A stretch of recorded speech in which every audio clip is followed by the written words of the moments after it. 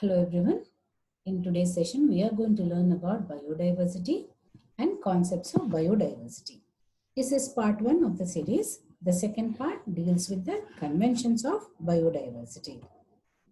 It has been estimated that more than 50 million species of plants, animals, and microorganisms are existing in this world. Out of these, about 1.4 million species have been identified so far. Each species is adapted to live in specific environment from mountain peaks to the depths of the sea, from polar ice caps to tropical rainforests and also in deserts. All this diversity of life is confined to only about 1 kilometer thick layer of lithosphere, hydrosphere and atmosphere which form the biosphere. We have already learned in previous lessons that Earth is a giant ecosystem. It is also called as a biosphere. And it is nothing but 1 kilometer thick layer of the soil surface, water, and also the air above us. This is the this concept of biodiversity. You can understand from this particular diagram. You can see that plants, animals, and human beings. Animals, whether it is a spider or as small as an ant or a small herb or grass or a big tree, all of them are living together on this earth.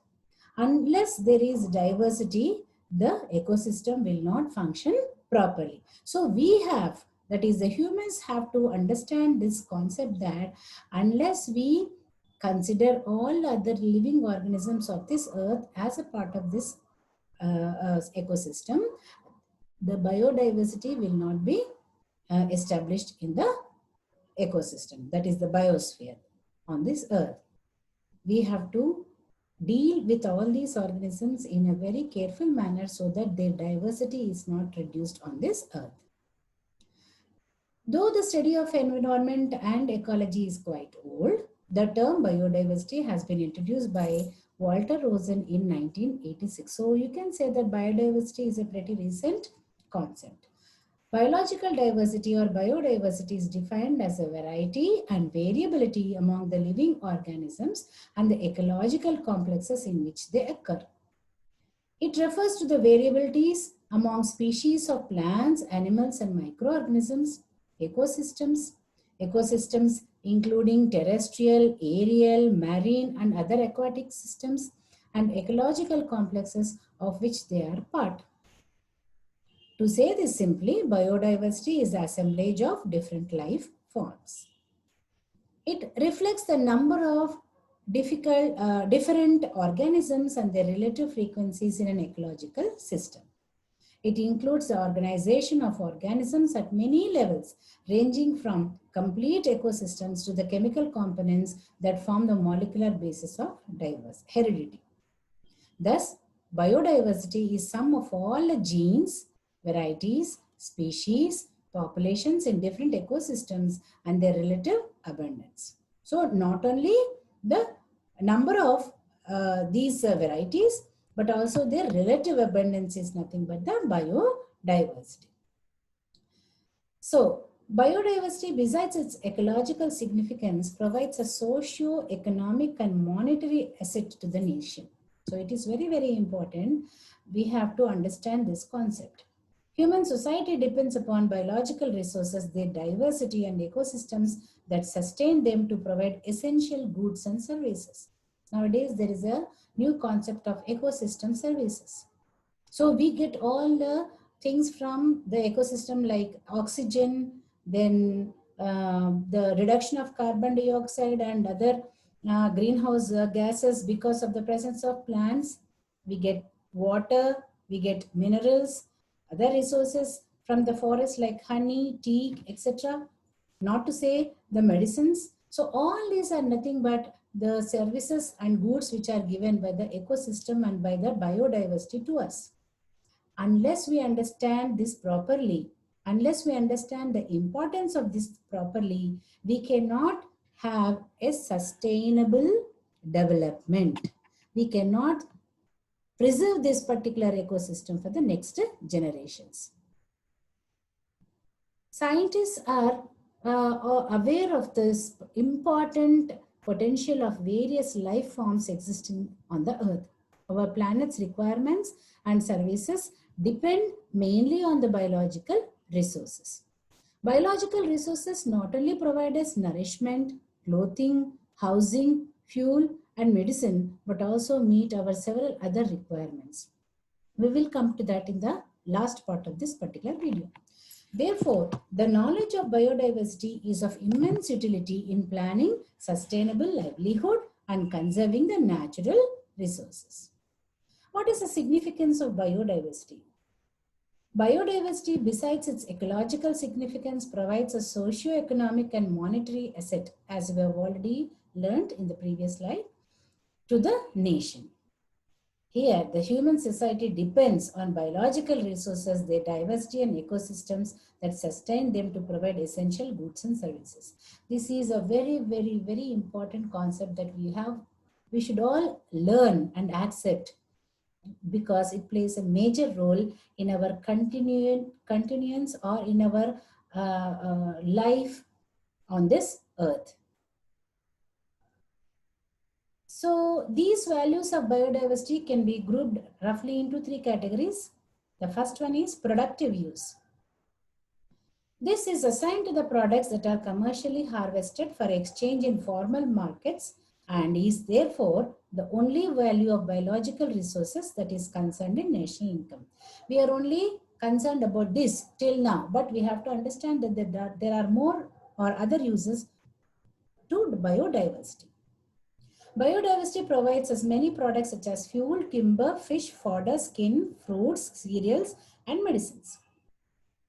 In 1994-95, the income from agriculture, forestry, and fisheries in India was nearly 30% of the 736.88 billion rupees. So you can see that a very major part of our Indian economy depends upon the productive use, that is on the biodiversity's product. Then consumptive use. Consumption value is related to natural products that are consumed directly, that is the goods which do not come under normal circulation of trade. For example, a significant number of such non-timber forest products as soft broom grass and cane come under this category. Then the last one, that is indirect use. Indirect use of biodiversity is of much significance because this value is related primarily with functions of ecosystem and is concerned with national accounting system. They may provide us indirect benefit as non-consumptive values. Maintenance of ecological balance, conservation of natural resources, and prevention of soil erosion may be considered as examples of indirect use of biodiversity. So, as we have seen till now, there are three major categories. One is a productive use, the other one is a consumptive use, and the third one is indirect use. What we see directly in the market is a productive use that is coming from the nature, and consumptive use that you are using without any trade or without any exchange of money. And the last one, that is the most important thing, is the maintenance of ecological balance and prevention of soil erosion, etc. Evolution of oxygen by the plants, green plants. So all these are indirect uses of biodiversity. The biodiversity could be of three types, that is species diversity, genetic diversity, and ecological diversity. According to biological species concept, species is a basic unit of classification and is defined as a group of similar organisms that interbreed with one another and produce offsprings and share a common lineage. So this is a species definition of the species. So what is the species diversity? Species diversity refers to biodiversity at the most basic level, and is the variety and abundance of different types of individuals of a species in a given area. It includes all the species on earth, ranging from plants such as plants and also bacteria, viruses, fungi, algae, bryophytes, pteridophytes, and plants such as gymnosperms and angiosperms, and all the species of animals, including unicellular protozoans to mammals. So this is species diversity.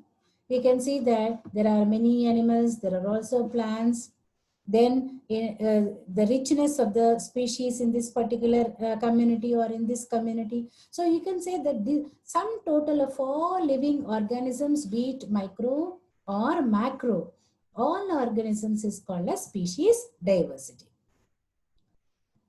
Then regions that are rich in nutrients have well-balanced climatic factors such as moderate temperature, proper light and adequate rainfall, show high degree of diversity in their life forms. So whenever the climate of a certain region is very good or conducive, there you will find a high degree of biodiversity.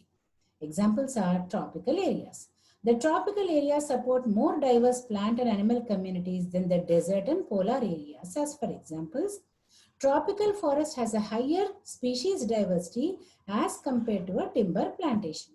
What do you have in a timber plantation? Naturally, only timber yielding plants. You will not have any other thing. But when you take a forest, you will have all the varieties. First, there is a stratification. There is a herb or grasses, shrubs, small trees, undersized trees, trees, and very, very tall trees. So, and then lions, epiphytes, etc. You will have a diversified plant species in a forest, whereas in a timber plantation, naturally you will only have all those plants which yield you timber. The regions that are rich in species diversity are called as hotspots of biodiversity. The second one is genetic diversity. Genetic diversity pertains to a range of diversity in the genetic resources of the organism. Every individual member of a plant or animal species differ from one other individuals in its genetic constitution. Let us take the example of the human beings. All the human beings have the same characters, but no two human beings are similar. So this is the diversity that you find in human being population. Each individual has specific characters which is due to the genetic makeup or code. The genes present in the organisms can form infinite number of combinations that causes genetic variability. So here you see a population of dogs. These are all dogs, but see the differences in each one of these. This is a collection of corn cobs, but you can see that there are different varieties of corn cobs. In some, there is the kernels themselves are different in color. So you can see this kind of a diversity in the corns. Here, these flowers are all similar, but look at the petal size or petal structure and color. And this particular picture will give you an example or will give you an idea about how different kinds of bananas could be there. All of them are bananas only, but their size, shape, color, taste may differ. So this is genetic diversity. So thus we find that each human who is representative of the same species, that is Homo sapiens, is distinct from another. Similarly, there are many varieties within the same species such as rice. Different varieties of rice can be seen. More than 100 varieties of rice, wheat, apples, mangoes, etc. that differ from one another in shape, size, color of flowers, and taste of fruits and seeds due to the variations at the genetic level. The term genetic pool has been used to indicate the genetic diversity in the different species. This also includes the diversity in the wild species, which through intermixing in nature over millions of years have given rise to newer varieties. The domesticated varieties or agricultural crops and animals have also evolved from the wild gene pool. The genetic variability is essential for healthy breeding population. The reduction in genetic variability among breeding individuals leads to interbreeding, which in turn can lead to extinction of species. In the recent decades, a new science named biotechnology has emerged. It manipulates the genetic materials of different species through various genetic recombinations to evolve better varieties of crop and domestic animals. Last kind of diversity is ecological ecosystem or ecosystem diversity. Each ecosystem consists of organisms from many different species living together in a region connected by the flow of energy and nutrients. For all of them, sun is the ultimate source of energy. For all ecosystems, sun is the ultimate source of energy. The sun's radiant energy is converted to chemical energy by the plants. This energy flows through different systems when animals eat the plants and then they are eaten in turn by other animals. At the end, fungi and bacteria derive energy from the decomposing dead organisms, releasing nutrients back into the soil as they do so. So these are different kinds of ecosystem that you can see. It can be a normal mountainous ecosystem where you have all the features, different kinds of strata, plants occupying different strata. Then you can see marine or freshwater ecosystem. Then you can see a forest ecosystem, a grassland ecosystem. So like this, there are different kinds of ecosystem. The diversity in all these things will be called as a ecosystem biodiversity. An ecosystem, therefore, is a collection of living components like microbes, plants, animals, fungi, etc., and non-living components like climate, matter, and energy that are connected by energy flow. Ecological diversity refers to the variability among the species of plants and animals living together and connected by flow of energy and cycling of nutrients in different ecosystems or ecological complexes. It also includes variability within the same species and variability among the different species of plants, animals, and microorganisms of an ecosystem. Thus, it pertains to the richness of flora and fauna and microorganisms within an ecosystem or biotic community. The richness of biosphere in terms of varied life forms is due to the variations in the ecosystems. The earth has a number of ecosystems like grasslands, forests, semi-arid deserts, marine, freshwater, wetlands, swamp, marshlands, etc. Each one having its distinct floral, faunal, and microbial assemblages. Ecological diversity represents an intricate network of different species present in local ecosystems and the dynamic interaction among them. The ecological diversity is of great significance that has developed and evolved over millions of years through interactions among the various species within an ecosystem. Then, how do you measure biodiversity? There are various mathematical ways of measuring biodiversity which calculate the number of species diversity in different regions. These calculate the number of species diversity. The measure of diversity of species is also known as species richness. What are they? There are three different kinds. Alpha diversity. This is the diversity in species, that is the number of species within a community. This depends upon the interaction between the biotic and abiotic factors and also takes into account immigration from other locations. Then beta diversity. This is the change in the composition of the species with reference to the changes in the environment. So as there is a change in environment, there might be a change in the composition of the species. This refers to the beta diversity. Gamma diversity refers to the overall diversity and is applied to larger areas in which both alpha and beta diversity are measured. So here you can see that there is a particular field where you have a forest kind of ecosystem. There is a small freshwater pond around it. There is an ecosystem. Here the river is flowing through a particular area. And here you are able to see plantations and inhabitation of that particular area by humans. So there are different species which occur in different areas. Number one, you have species richness, that is entire region comes under species richness, total number of species within this particular area.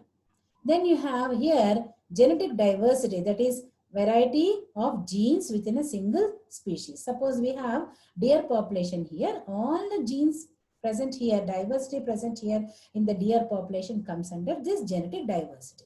Then endemic species, that is these species are present only in these areas, they are not present elsewhere. So species that occur here and nowhere else in the world, these are called as the endemic species. Then you have the ecosystem diversity, and that is a total number of ecosystem in this particular region, that is the freshwater, river, then forest, then here the mountains and then maybe some plantations here. So these are all coming under the ecosystem diversity, species diversity, genetic diversity, and ecosystem diversity. So these are the species and these are the unique ecosystems and regional boundaries among them. This is a regional boundary. Unique ecosystems are nothing but the ecosystem that occur there and nowhere else in the world as an aspect of ecosystem diversity. These could also be taken. The unique ecosystems could also be taken. Why should we learn about biodiversity? What is the need for us to know about biodiversity? Unless we know about this, we cannot respect the species diversity, we cannot respect the ecosystem diversity, and we will not be taking measures to continue this, or we cannot take any measures to see that this diversity is not lost, because unless there is diversity, the ecosystems are not stable. Biodiversity is the most precious gift of the nature and the mankind is blessed with. The uniqueness of our planet Earth is due to the presence of life manifested through the diversity in flora and fauna. As in the beginning we have learned, there are something around 5 million species. We do not know anything about most of these species. As all organisms in an ecosystem are interlinked and interdependent, the value of biodiversity in the life of all organisms, including humans, is enormous. Besides its ecological and environmental value, biodiversity has significant socio-economic values as well. It could be grouped under, the value of biodiversity could be grouped under various heads like environmental value. The first one is environmental value. The diverse group of organisms found in a particular environment, together with the physical and biological factors that affect them, constitute an ecosystem. Healthy ecosystems are very vital to life. The natural environment is responsible for the production of oxygen, maintenance of water cycle, and other biogeochemical cycle. We have learned that these cycles are very, very important for us to continue. Oxygen production also is very, very important. If there are no plants, if there is no green color in this earth, then there is no production of food. So we will be completely eradicated. So we have to have oxygen, and the oxygen is given by the plants which are diverse in nature. The more a region is rich in terms of biodiversity, the better are the different cycles regulated. For example, forests regulate the amount of carbon dioxide in the air by releasing oxygen as a byproduct during photosynthesis and control rainfall and soil erosion. We already know, we have already learned that the roots of these plants hold on to the soil particles and thus prevent the soil erosion. And also because of their transpiration, the particular area will have rainfalls. As you are well aware, deforestation would further increase carbon dioxide in the Earth's atmosphere, leading to greenhouse effect and global warming. This is what we have learned in the first few minutes. We said that greenhouse gases are absorbed by the forest. This will cause irreparable damage to all organisms, including mankind. Ecosystem depends on the health and vitality of the individual organisms that compose them. As all organisms in an ecosystem are interdependent, removing just one species can prevent the ecosystem from operating normally. So we cannot think that this is not useful, this is not necessary. All organisms are needed on this earth to maintain a particular balance. Second one is consumptive value. This is related to natural products that are used directly for food, fodder, timber, fuel, wood, etc. Humans use at least 40,000 species of plants and animals on a daily basis. Many people around the world still depend upon wild species for most of their needs like food, shelter, and clothing. The tribal people are completely dependent on the forest for their daily needs. Similarly, fishermen in the coastal areas are dependent on the marine resources. The wood derived from the forest has been used from the birth of civilization as fuel. Then, productive use value. This is assigned to products that are commercially harvested and marketed. Almost all the present-day agricultural crops have originated from wild varieties. The biotechnologists continuously use the wild species of plant for developing new, better yielding and disease-resistant varieties. Biodiversity represents the original stock from which new varieties are being developed. Similarly, all our domesticated animals came from wild living ancestral species. Though scientific breeding techniques and through scientific breeding techniques, animals giving better yield of milk, meat, etc. are being developed. The commonly used animal products used by the modern society come from advances made in the field of poultry farming, pisciculture, silviculture, dairy farming, etc. Even the fossil fuels like coal and petroleum are products of biodiversity from the geological past. Most of the drugs and medicines used in the present times are extracted from different plant parts. The commonly used drugs derived from plants are given here. So neem, all the parts are used in the neem plant, and it is used for skin diseases and it is a great antiseptic. Then cinchona, the bark is used to treat malaria. We take cotton fruit and make textiles out of it from the fiber. We get pulses, and these seeds are food, and sometimes the entire plant can be used as green manure. Wheat, we take the seeds and stem. Seeds are used as cereal and stems are used as fodder. Another example is ginger. The entire stem is used. It is used in the food as a condiment, and also it is used to treat sore throat and cold. Then productive use value. This is assigned to products that are commercially harvested and marketed. Almost all the present day agricultural crops have originated from wild varieties. Yes. So this is another use, that is medicines are produced from these plants, like we can get quinine from the plant cinchona, it is anti-malarial. Morphine from opium plant, that is used as analgesic and painkiller. Papain, drug from papaya, it is used for digestion purposes. Penicillin, that is coming from penicillium, it is used as an antibiotic. Then reserpine from Rauwolfia serpentina controls the blood pressure. Menthol, this particular drug comes from mint, it reduces pain on local application. This is a medicinal value. Then social value. The lifestyle of the ancient people was closely interwoven with the surroundings. The life of the indigenous people in many parts of the world still revolves around the forest and environment, even in the modern times. Many of them still live in the forest and meet their daily requirements from their surroundings. Due to modernization, their habitats are being encroached upon and their very survival is at stake. It is ironic that the societies whose whole life is intricately associated with the forest are now not able to use the natural resources for their sustenance.